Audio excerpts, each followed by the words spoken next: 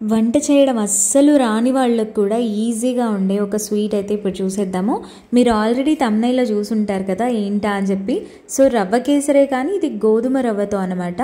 నేను ఓన్లీ కిస్మిస్ అయితే తీసుకున్నాను దీంట్లోకి, ఎందుకంటే జీడిపప్పు కూడా బాగుంటాయి, కానీ కిస్మిస్ తోటే తినాలనిపించింది నాకైతే. సో మీకు కావాలనుకుంటే ఏ డ్రై ఫ్రూట్స్ అయినా యూజ్ చేసుకోవచ్చు. సో తర్వాత అయితే ఇలా కిస్మిస్ మంచిగా వేగాక కొంచెం ఉబ్బిపోయాయి అని అనిపించినప్పుడు తర్వాత వెంటనే ఒక గరిటెడ్ అయితే ఇలా తీసుకున్నాను నేను. ఇది నాకు ఒక్కదానికే చేసుకుంటున్నాను కాబట్టి నేనైతే కొంచెం తీసుకున్నాను అనమాట. సో దీనికే చాలా అవుతుంది మనకి క్వాంటిటీ అనేది.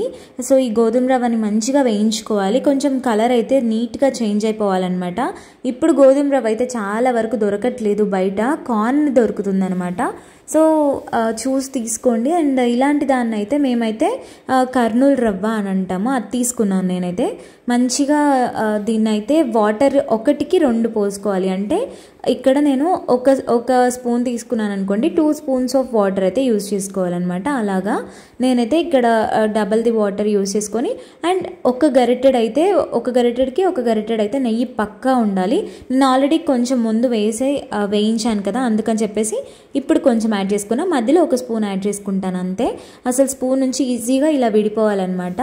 తర్వాత వెంటనే ఒక గరిటెడ్ అయితే నేను ఇలా చక్కెర కూడా తీసుకున్నాను.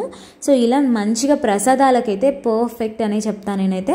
అండ్ అప్పటికప్పుడు ఈవినింగ్స్ తినాలనుకున్నప్పుడు కూడా హెల్తీ వేలో అయితే స్వీట్ బాగుంటుంది. కొంచెం లావ్ అవ్వడానికి కూడా ఇది చాలామంది అయితే యూజ్ చేస్తారనమాట. సో మళ్ళీ ఒక స్పూన్ నెయ్యి వేసుకున్నాను కదా, ఇంకా అలా వదిలేసేయడమే. మీరు కావాలనుకుంటే లిడ్ క్లోజ్ చేసుకోవచ్చు, లేదనుకుంటే ఇంకా కొన్ని వాటర్ యాడ్ చేసుకొని అయితే మనం ఇలా వదిలేసేయచ్చు అనమాట. నీట్గా అయితే ఉడికిపోతుంది. ఎక్కువ టైం కూడా మనకు అస్సలు టైం టేకింగ్ ప్రాసెస్ అయితే కాదు, ఎందుకంటే షుగర్ వేసాం కాబట్టి పలచబడిపోతుంది అండ్ ఫాస్ట్గా అయితే ఇది ఉడికిపోతుంది. ఆల్రెడీ వేగింది కాబట్టి, వేగకపోతే మాత్రం కొంచెం జిగురుగా వస్తుంది. సో చూసారు కదా, ఈ కన్సిస్టెన్సీలో ఉన్నప్పుడు అయితే మనం స్టవ్ ఆఫ్ చేసేసుకోవడమే. ఒక్క గరిటెకి ఎంత అయిందో చూసారు కదా. సో క్వాంటిటీ అనేది దాన్ని బట్టి తీసుకోండి మీరైతే.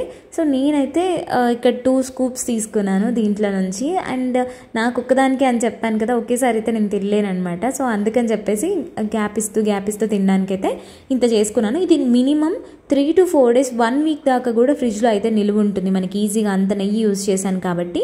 సో టేస్ట్ అయితే చాలా చాలా బాగుంది. అండ్ మీరు కూడా ట్రై చేసి చూడండి. మామూలు రవ్వ కేసరి కంటే ఇది బాగుందని ఖచ్చితంగా ఒప్పుకుంటారు. సబ్స్క్రైబ్ చేసుకొని వాళ్ళు చేసుకోండి. బాయ్.